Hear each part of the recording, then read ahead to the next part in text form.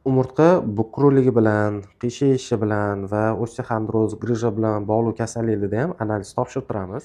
Qaranglar, remofaktorlar hammasi отрицательно chiqqan, lekin mana ko'rganinglardek kalsiy 1,4 ya'ni defitsit ketyapti.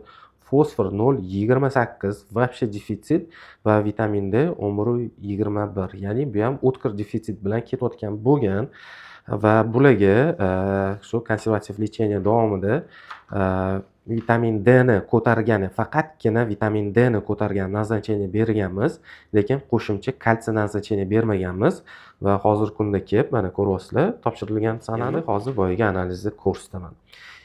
Ko'rganinglardek mana kalsiy 297, fosfor 1,34 va vitamin D 85,93.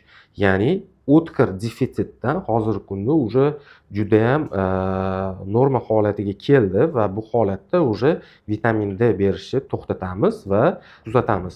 Vitamin D ichmayotgan payti yana qanchalik tushib ketadi yoki shu holatda qoladi, dinamikani kuzatib borishda davom etamiz.